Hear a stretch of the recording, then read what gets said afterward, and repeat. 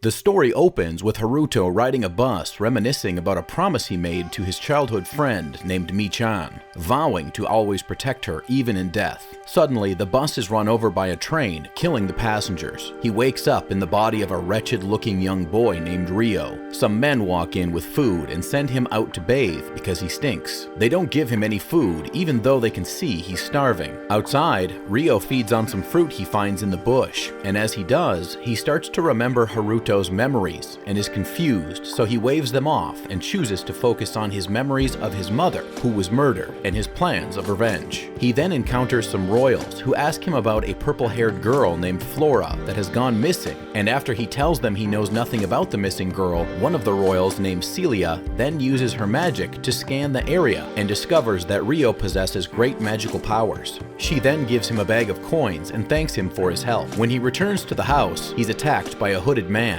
and is saved when the celestial presence of a woman stops time and teaches him how to use his magic. He uses magic along with the skills he learned as Haruto to defeat the man. Afterward, he sees a moving sack in the room and finds a girl with purple hair inside who thanks him and requests to be taken to the castle. But on the sight of a corpse, she faints. Ryo carries her, but when the royals see him with the unconscious princess, they conclude that he kidnapped her and take him in for interrogation. Later, royal guards are sent to inspect the house where Ryo was attacked and find the actual kidnapper. But before they can get any information from him, a mysterious man in the crowd crushes a crystal that kills the kidnapper instantly, leaving everyone clueless. Elsewhere, in a dungeon, Ryo is tortured by the knights to admit to the allegations, but he refuses and maintains his plea of innocence. Thankfully, he's released when Princess Flora finally wakes up and reveals that he is the one who saved her. And as a show of gratitude, the king offers Ryo a scholarship to attend the primary branch of the Beltrum Royal Academy. He attends the school, but immediately feels out of place when the royals mock him because he's a commoner. Afterward, he meets Celia, who is the class teacher for private lessons, and she reveals that she is only 12 years old, but skipped all her grades. At combat practice, Ryo aces his sword fights using the skills he learned as Haruto and impresses the instructor. As time goes on, he remembers memories of Mi-chan, but quickly dismisses them and once again decides to focus on his life and ignore Haruto's.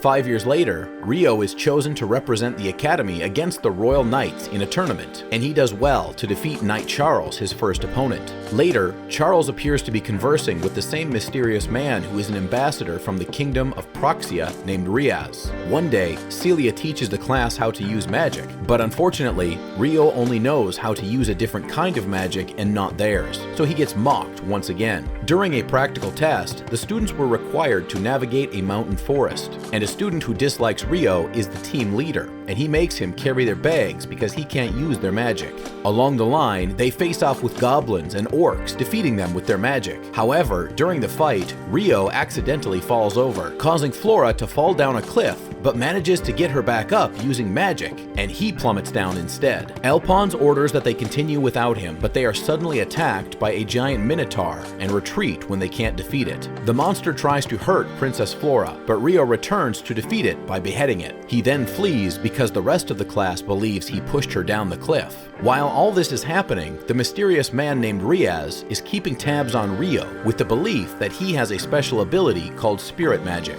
Later on, Ryo is declared missing and is accused of pushing Flora off the cliff, an agenda that is being pushed by the family of another student named Stuart, who also dislikes Ryo. After some days, Ryo secretly visits Celia to inform her he'd be traveling to his homeland, Yagumo. During his journey, he's attacked by an assassin named Latifa, but successfully defeats her by making her fall asleep. He uses his magic to remove a submission collar from her neck and finds out that she died in the same accident as him and was sent to kill him by Stuart's family who enslaved her. She asks to follow him on his journey and he agrees. Later that night, he's attacked by a group of female demi-humans who believe he kidnapped Latifa, but she wakes up and explains the situation to them. The next day, Ryo is convinced to stay in the village by the elders, and he agrees. He's given a house to live in along with Latifa. Somewhere else, Riaz takes an unknown boy with him to a cave of wyverns and steals a giant egg. It's been a year since Ryo and Latifa arrived at the village, and he intends to continue on his journey to Yagumo. On the night of the Spirit Festival, the mysterious man and boy arrive at the village forest on Griffin, but they've been followed by the wyverns. Soon, the beasts arrive and attack the village in search of the eggs, and Ryo is forced to use his magic to defend the people. Afterward, he bids the people farewell and heads to his homeland. When Ryo arrives at Yugumo, he meets a girl named Ruri, who takes him to the village head named Yuba. After conversing, Yuba reveals that she is his grandmother, and then takes him to his parents' grave.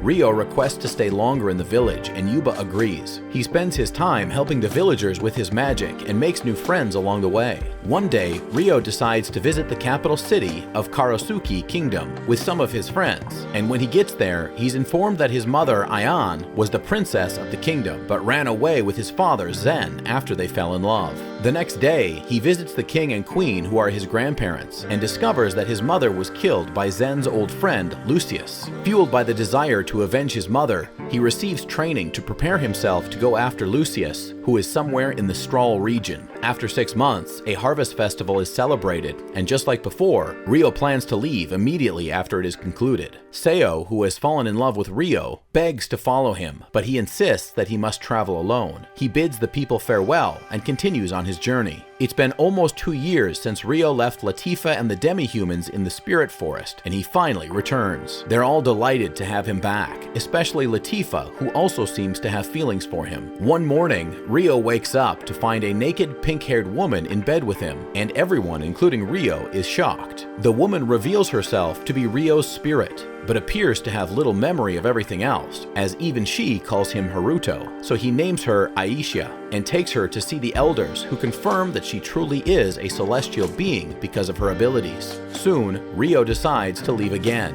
and return with Aisha to the kingdom of Strahl, where his journey began. Upon his return, he's shocked to receive news that Celia is engaged to Charles and they're getting married shortly. Soon, Ryo finds out about some sort of conspiracy between Charles and the neighboring kingdom of Proxia. Even though most of the kingdom is in support of their marriage, Celia's father isn't, and he suggests that Charles is not honest. One night, with Aisha's help, Ryo sneaks in to see Celia, who is delighted to see him because she too seems to be in love with him, but she pretends to be happy with her wedding arrangements. Ryo sees the regret and sorrow in her eyes and knows that she is not truly in love with Charles. The day of the wedding arrives, and Celia is introduced to Charles' other wives, who don't miss the opportunity to intimidate her. As the carriage passes by, Ryo watches from the crowds and uses earrings given to him by one of the spirit elders to change his hair color so no one recognizes him.